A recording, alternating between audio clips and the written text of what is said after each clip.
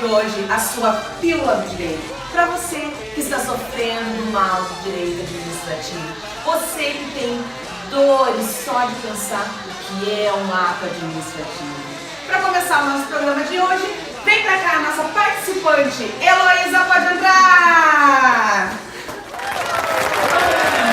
Bem-vinda, Heloísa. Está preparada? Claro que sim, vim pra ganhar. Você estudou? Claro! Qual é a diferença entre ato jurídico e ato administrativo? Ato jurídico é mais amplo, é um gênero. Ato administrativo é uma espécie de ato jurídico. Muito bem, Heloísa, muito bem preparada. Para comentar nossas questões, vem aqui a Bianca Romero. Bem-vinda, Bianca!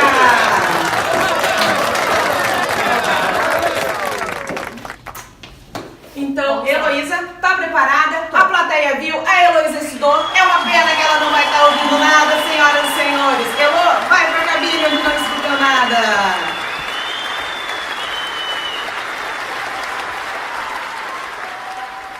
O nosso game é um jogo de perguntas e respostas sobre direito administrativo, onde o participante fica lá dentro na cabine, com o fone, tem isolamento acústico, ela tá ouvindo uma música, ela não tá ouvindo nada do que se fala aqui fora. Quando der o sinal, ela vai ouvir. Quando eu terminar a pergunta, a Heloísa, nossa participante de hoje, vai ouvir uma campainha no fone dela. E aí ela vai levantar a placa para dizer se é verdadeiro ou falso. Então, vamos começar a primeira rodada. Valendo uma laranja mofada! O decreto é ato administrativo que pode ser praticado tanto pelo chefe do Poder Executivo quanto pelos presidentes dos tribunais superiores. Valendo!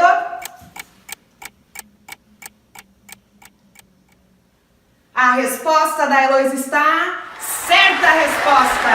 Bianca, por que está certa a resposta? Porque o decreto, ele constitui um ato privativo do chefe do Poder Executivo, por meio do qual a referida autoridade, ela expede regulamentos. Isto é, são os atos normativos dotados de generalidade e abstração para uma fiel execução dessas leis, exercitando assim o denominado poder regulamentar. Portanto, não é passível de ser praticado pelos presidentes dos tribunais superiores. Muito bem, Heloísa ganhou uma laranja mofada! Segunda pergunta. No exercício do poder regulamentar, o presidente da República pode dispor, mediante decreto, sobre a extinção de funções ou cargo público quando vagos. Verdadeiro ou falso, Heloísa? A resposta da Heloísa está errada! A resposta, na verdade, correta seria porque trata-se, na verdade, de uma simples reprodução do texto do artigo 84, inciso 4, a linha B da Constituição Federal, porque, de fato, a presidente da República, o presidente da República e, de resto, os demais chefes dos poderes executivos nas demais esferas federativas, como governadores e também prefeitos municipais, por simetria é dado a extinguir, mediante decretos, cargos públicos ou funções, desde que esses cargos ou funções estejam vagos. Muito bem, a Heloísa deixou de ganhar um besouro empalhado. A nossa próxima pergunta de número 3, valendo um caminhão caçamba. Esse prêmio é bom, hein, plateia? Vamos lá. A sanção do presidente da República é qualificada como ato administrativo em sentido estrito, ou seja, é uma manifestação de vontade da administração pública no exercício de prerrogativas públicas, cujo fim imediato é a produção de efeitos jurídicos determinados. Verdadeiro ou falso, Heloísa?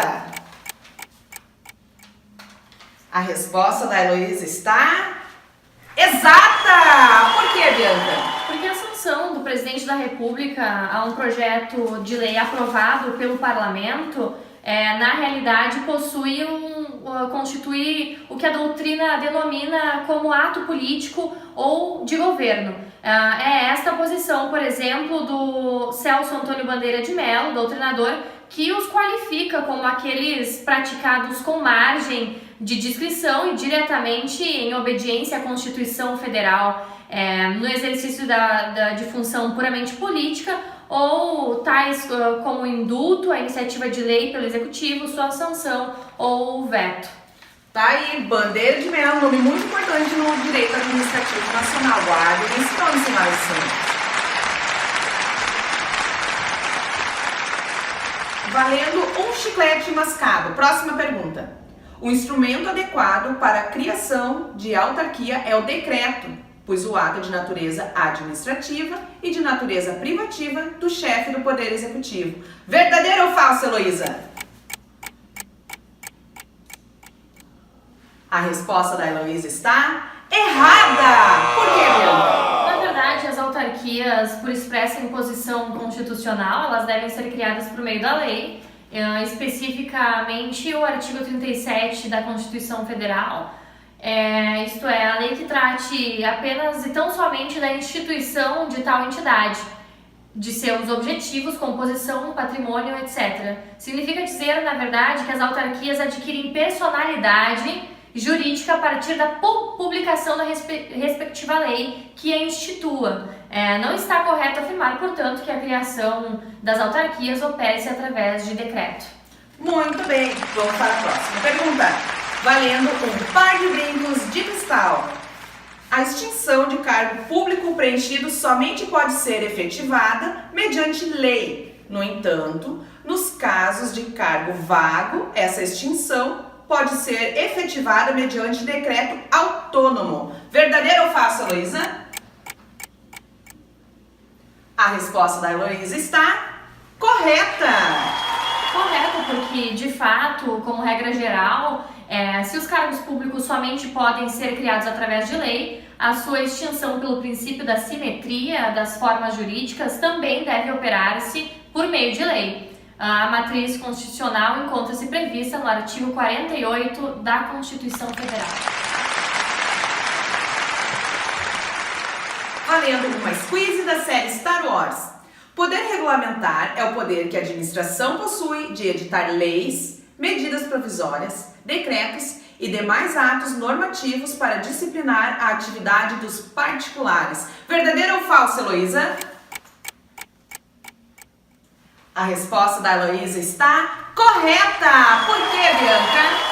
Na verdade, o poder regulamentar é aquele por meio do qual o chefe do Poder Executivo, nos 3 níveis administrativos, presidente da República, governadores e também prefeitos de municípios, edita atos normativos secundários, denominados decretos, em ordem a viabilizar a fiel execução das leis. Logo, no âmbito do poder regulamentar, não se insere a produção de atos normativos primários, notadamente as leis, as quais, na verdade, constituem, por excelência, a atividade própria ao exercício do poder legislativo. Do mesmo modo, as medidas provisórias, conquanto editadas pela chefia do poder executivo, são atos normativos primários, que é a razão pela qual também estão fora da esfera do poder regulamentar.